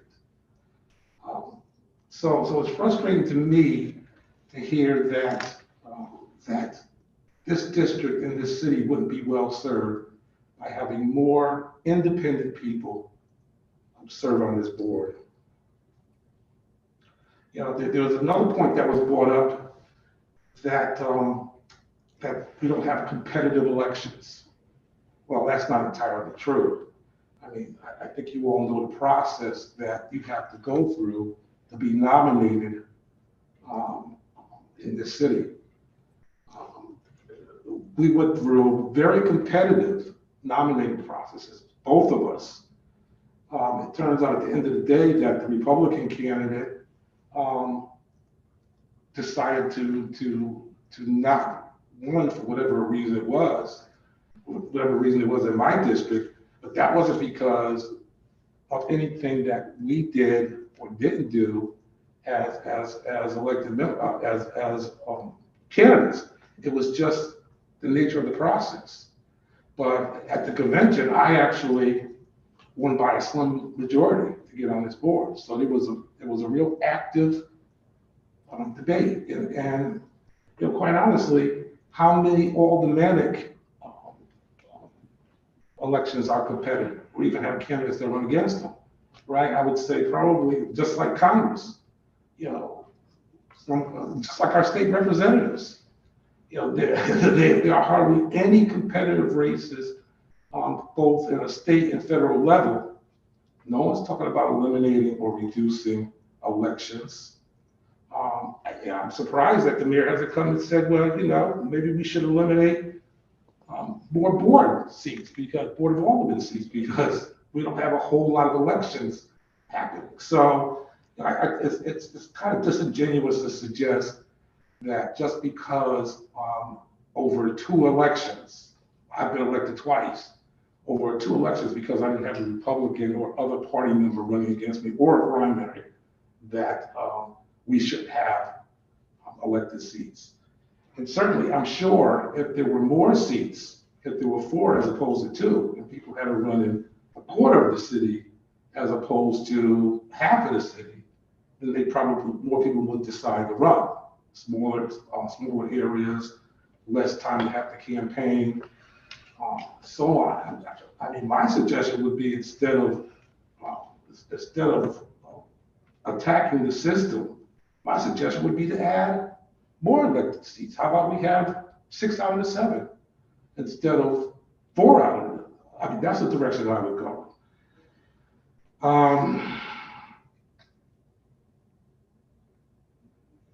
There was another suggestion that the mayor has a bird's eye view of what's going on, and it'd be better to have his appointees on the board as opposed to having board commission, having more elected members. The fact is that it's my job as a member of the Board of Education to focus on education, and that's that. I don't have to go back to my office at the end of the day and worry about street cleaning and parks or any of that.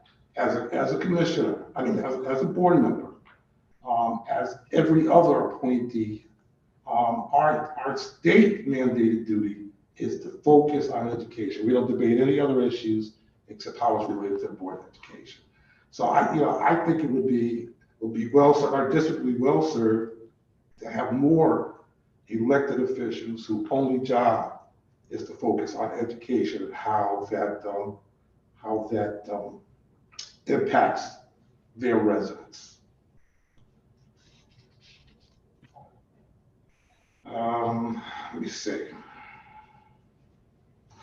And my last point, quite honestly, is about residency. Our superintendent is one of the job titles that is that has to be a resident of the city of New Haven. I would hate to see that no longer a requirement for the superintendent. And I, whether they're driving to Hartford to go home or driving to Amity to go home, they're not going to get a good sense of what's happening in New Haven after hours, on the weekends, so on. I think our city is well served by having people who have skin in the game to serve on the residents here. Not just the superintendent, but other positions too. I don't see any reason why, especially if they're making, our superintendent makes $250,000 right now. That shouldn't be there shouldn't be a burden to that person either buying a home or renting an apartment in New Haven and having some skin in the game here. When I was on the Board of Aldermen, we had an employee that was making a lot of money. The department head was making a lot of money, and he was doing anti-New Haven activities, misinterpreting some of the tax codes and so on, and it was frustrating for us. And we actually put him through a series of hearings, and he finally quit. He would rather quit than move into New Haven. And he had a very well-paying job. So I think it's important for us. I want to just acknowledge Alder Santiago.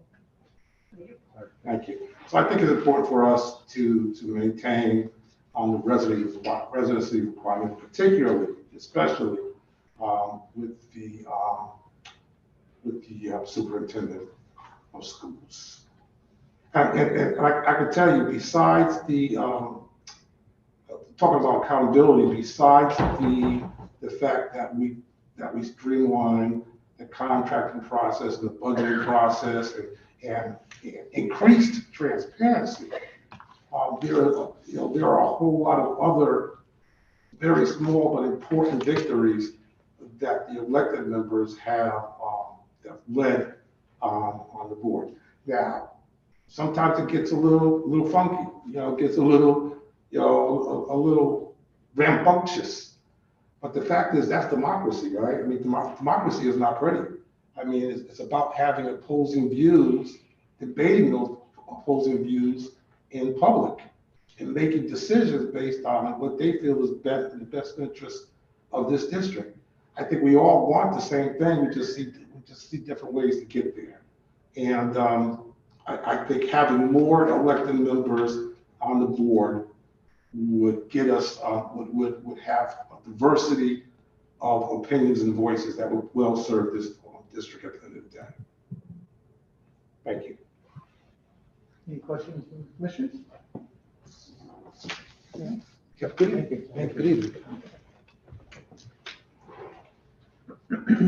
Mr. Chair, the next person on our list is Alder Herrera.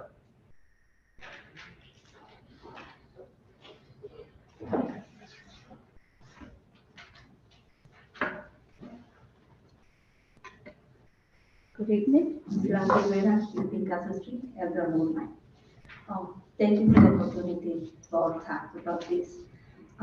Because several questions, but I just want to focus in one and for you guys to listen to. I'm proud to be part of that board elder. I'm the first American Mexican being in this board. And I just want to emphasize how important it is to recognize that New Haven, our city, is a diversity place of culture in different levels, in so many levels. Now it's a city. We're no longer a little town. As the charter recognizes, the charter needs to revise every 10 years. So that means there's a lot of changes in those years. A lot of different cultures, many ideas, a lot of different kind of jobs that didn't exist 20 years ago, 10 years ago, not even 5 years ago, especially after the pandemic. The Latino community has a lot to contribute. There's a lot of small businesses that provide not only revenue and participate in the economy, in the development of the New Haven, but also they create jobs. They give part of opportunity, they train themselves, they survive themselves. And even, I don't know if it is to applaud, but actually is very hard to admit in the condition that these communities has to work. The small businesses, they don't have the representation that is required to understand the culture, they understand their needs. In this one, I would like to combine what Mr. Sean Madison that were saying to hire to the right people, correct. I don't think the community, small businesses, they are well represented. We don't need somebody who speaks Spanish. We see somebody who is Hispanic to understand the culture, to communicate properly. Talking about commissions. The commissions, they're empty. There's so many people that can serve. Before I've been an elder, I've been 20 years resident of New Haven. I bought my home in here. My son graduated from college. I work in New Haven, and now I'm here now. So I worked for many years with different cultures. And I will have to tell the first one who gave me the push to show me what it is to be activist, how it is to be active in a community, that was a Black community. Because I'm from Mexico City, I was raised in a city, and my friends from different areas from here now, if you don't do this, you do this. And they started working together for several years. Right now, just look around how many small businesses there is around New Haven. All the smaller and mom and pops.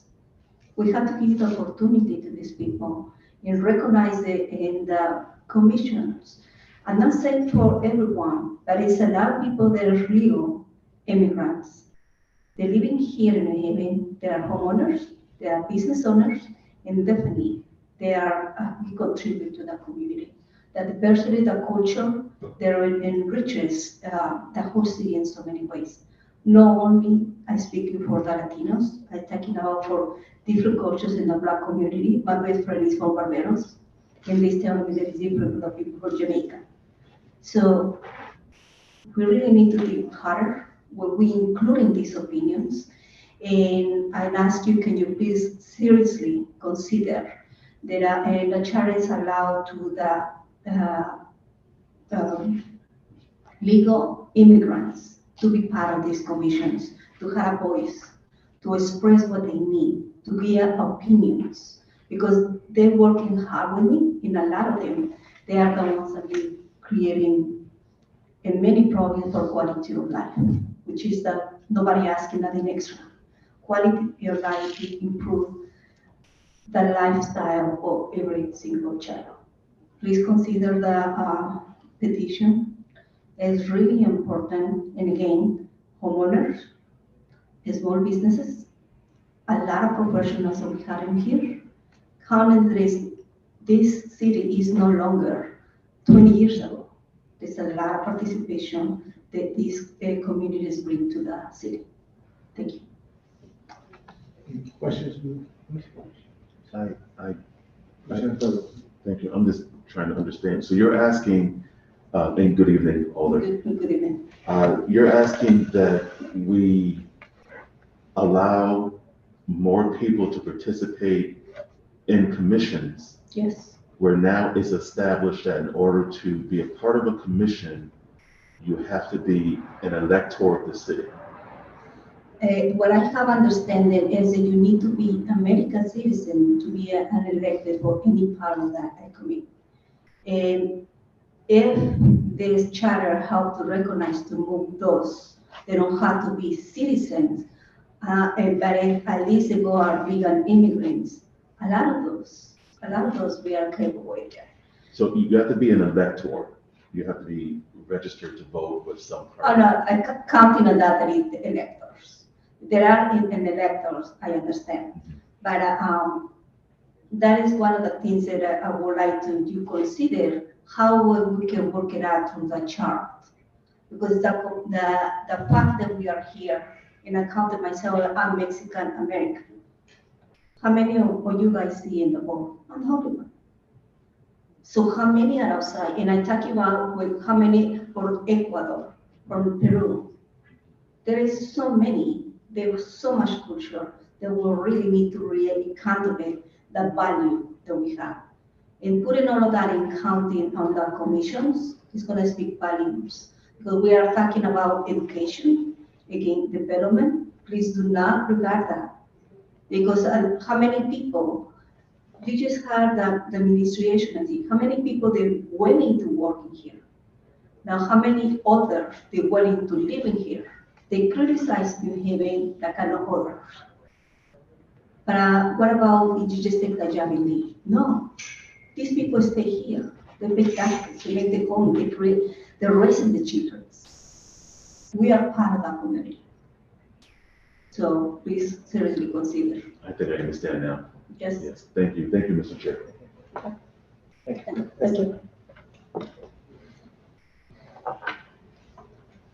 Mr. Chair, the next person on our list to be called is Alder Sarah Miller.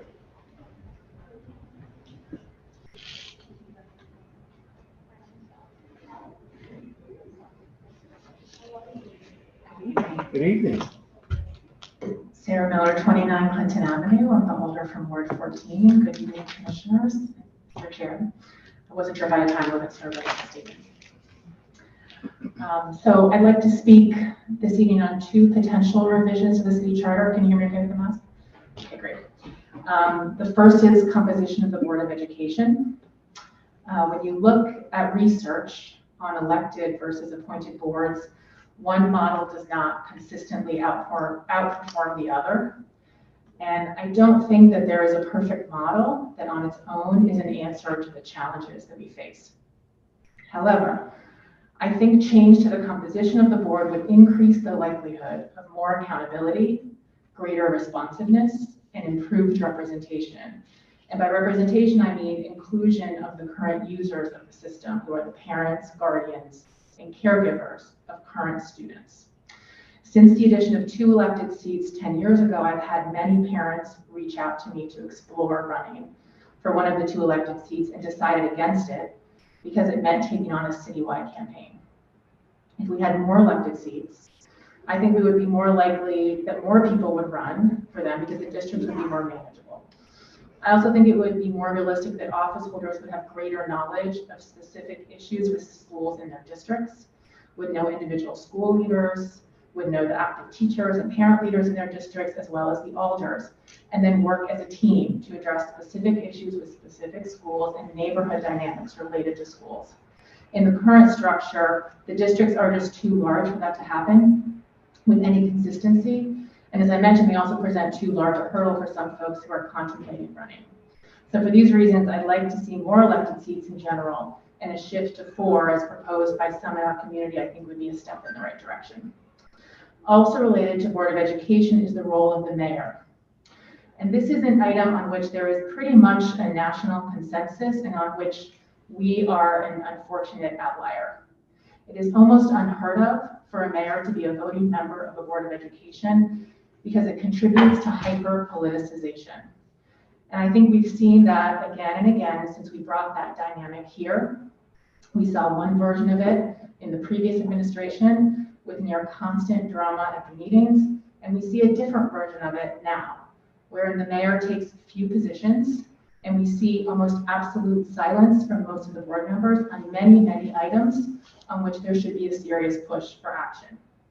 I've heard some say that having the mayor on the board makes the mayor accountable to the school system, and I respectfully disagree and think it's actually the opposite. We've heard the current mayor say many times that he is just one board member. Placing the mayor on equal footing with 6 other members removes the pressure to have a much broader level of responsibility for the system as a whole. The better practice, in my view, would be for the mayor to have an educational agenda and make the case for that agenda to the community, and then for the superintendent and the board in representation of the community to advance those proposals or not.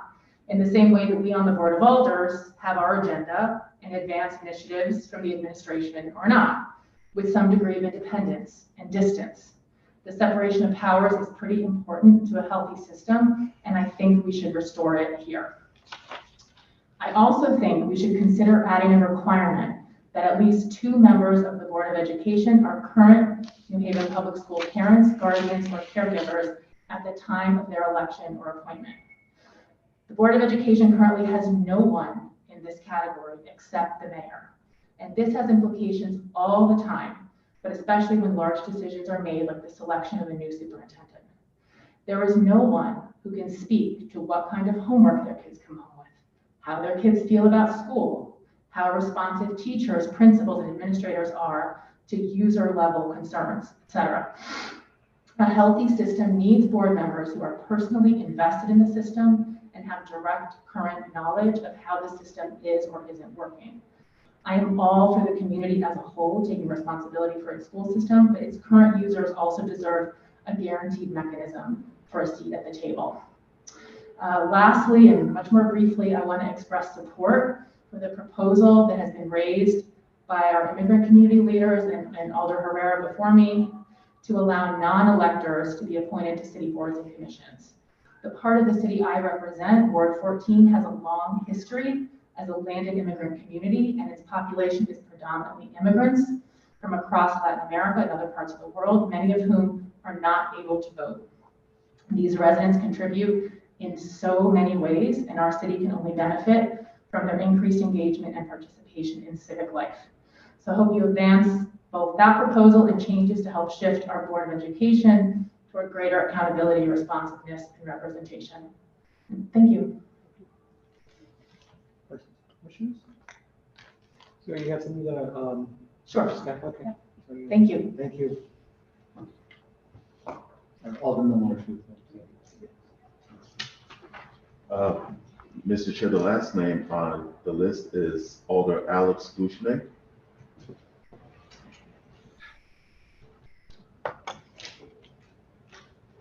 Good evening.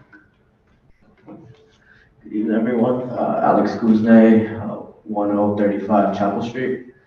I'm just here today, try to keep it short and sweet because I know it's middle of the night for everyone, but one of the things I wanted to come before you all today, one of the proposals explained by the administration and then discussed a little bit briefly here was about extending the time appointments have up to boards and commissions from 60 days to 90 days. I serve on the Aldermanic Affairs Committee, and so oftentimes we see these appointments. Sometimes we have to give them leave to withdraw because, you know, someone for whatever reason, sometimes it's because they can't make it. Other times something comes up last minute. But I think it's a bit unfair to, you know, sort of expect someone to, you know, lose out on an opportunity to be able to serve on a board or commission because they're not able to make it on that one day.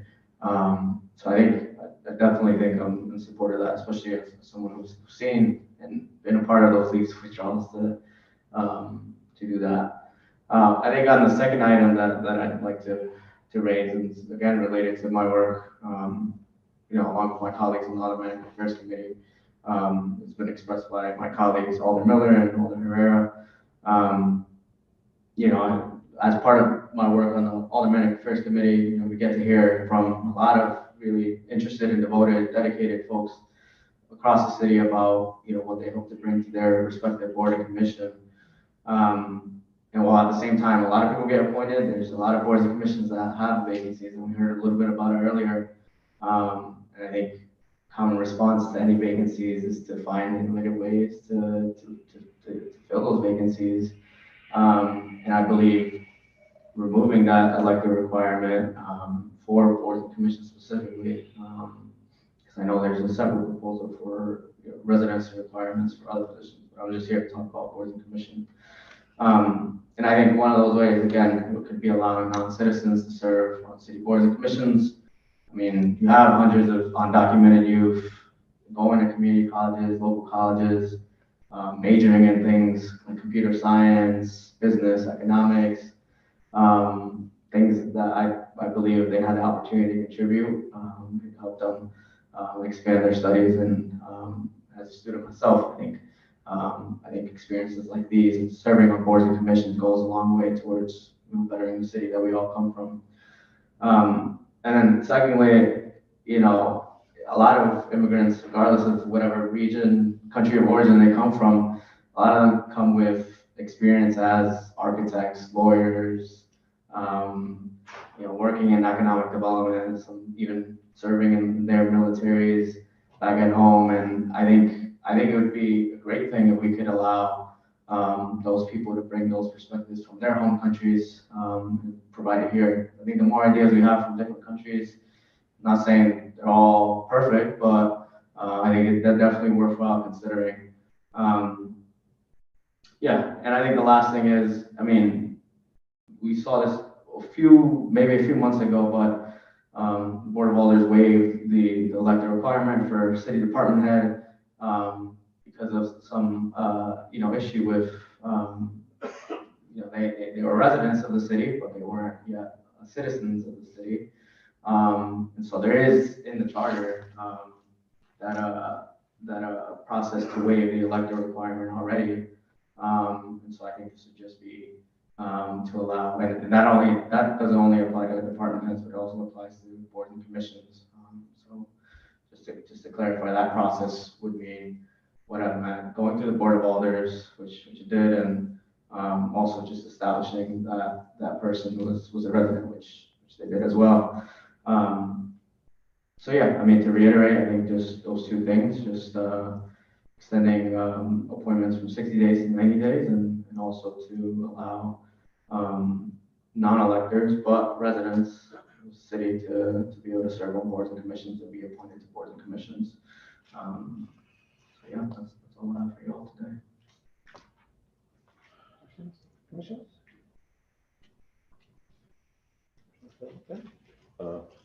Thank you, Alder Guzman, for your testimony.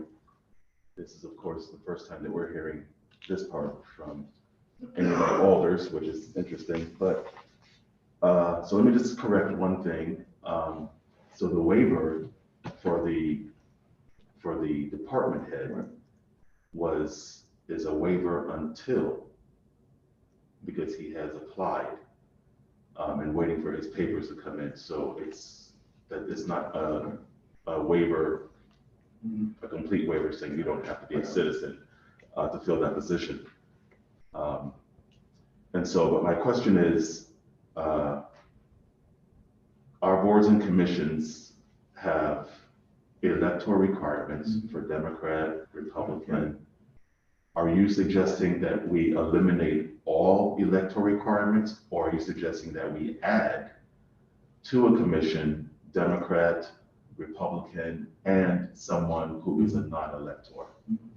Yeah, actually, I had some notes written here because while city staff was presenting and we discussed about, you know, the majority party representation, I realized there's definitely some caveats to this specific thing that my colleagues have been talking about, and that is, yeah, like for example, I know some, you know, Connecticut state statutes explicitly say have to be electors for like things like zoning, some zoning commissions, And so that's where I think something like this would, it'd have to be a consideration if the idea were to be considered. And then, as you mentioned, the Democratic Republican Party splits, the unaffiliated splits, obviously since someone who wasn't documented can't vote and can't register to a party, that would also be something. But yeah, I completely forgot to raise those two issues, those two caveats to this that I think are very important to think about. And I think don't have necessarily an answer as to whether I believe they should be completely removed. But I think I think what we heard earlier about the majority party representation, and just thinking about that, how that ties into this whole conversation. I think that's something to think about. Right, 'cause some are mandated by state, state statute, which we're not able to change. Right. And so that's, again, a point that wanted to say in the original testimony and was writing, but slipped my mind. So thank you for that. I appreciate it. Thank you for your testimony and all the work that you're doing. Thank you. Thank you. Thank you. Thank you, Mr. Chair. This is all that we have. And so before we ask if anyone else from the public would like to testify, we would like to recognize President Walker Myers. And if there's anything that she wanted to contribute to this discussion as a public official. Okay. So we'll ask, is there anyone from the public who would like to testify, who has not testified just yet? Anyone else from the public who would like to testify, who hasn't testified? Anyone from the public who wishes to testify, who has not testified? Okay. Mr. Chair, Alder Herrera is asking to approach again, if she may. Please, Alder. And we just need your name and address again for the record, please. Laura, that's a straightforward man, and I'm sorry for I forgot before. So actually, it's a small comment about the lifetime appointment. Sharing the moment. As Marshal appreciated the presentation of a gentleman that was explaining his reasons why it is important to have a lifetime members and why it is that much of the work that they do. Yes, it's valuable. It's valuable. But also we have to really understand, like I spoke before, our city is growing too fast and it's growing too expensive. So we have many other cultures and mentalities that are working together. And then it's not to minimize in any way, in all my respect and grateful for the time they're serving, and he's right. This is appointments they're not get paid. They got a lot of time, a lot of effort, and then any way means to minimize that. But we also have to recognize all the varieties for new ideas and new involvement. And not only that, because having removing that, we are introducing inclusion. Involvement creates movement and participation of the community to be effective, to be active, and be part of what we are talking about, to be on the table, exposed and most expendable, and open the mind. What is what we are capable to give to each other.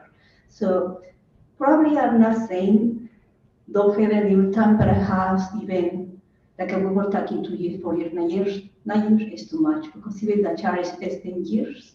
And look at where we are, trying to figure out what to do. So right now, probably, I don't know, 4 years in like a limited time, and how many times do we chance to somebody else to take over and say, that happened 8 years ago. What happened right now? We need fresh ideas, not to discriminate what the others do, but just to understand and calibrate the value, what is the ideas that are out there with our young generations. So please consider the lifetime appointments. There is no more lifetime appointments, but at the time. Thank you.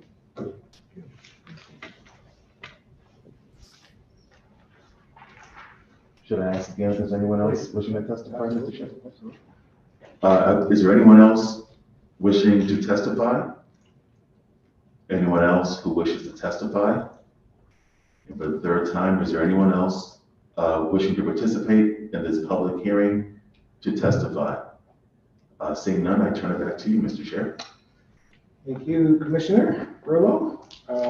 Okay, so at this point, I guess we will be moving to close the public hearing. We have a couple of dates here, the 8th and the 9th. It's likely to be March 9th. You'll get the notices out. And then in the meantime, any questions? So we'll start, I guess on the 9th, we'll start with the actual workshop. And will Attorney Benedict be present? So we can kind of like walk us through and kind of get us together and figure out from there which direction we want to go into. But thank everyone for coming. Thank the commissioners for your work and any research that you may want. Please reach out to staff and certainly any questions. I'm available on Furlow, on Commissioner Furlow, Commissioner DeCola. Reach out. And I hope you're feeling okay, Commissioner Sanjurno? I am feeling well, and I want to thank you all for opening up tonight again to the public as you said you would. It was good to hear from several others. And thank you for accommodating me as well, Al. I appreciate it.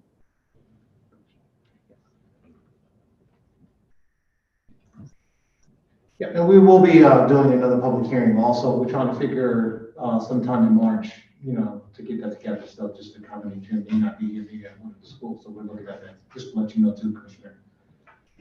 Okay, so Commissioner Furlow? Mr. Chair, I move that we adjourn. All in favor? Aye. Good night, everybody. Good night. Night, Frida.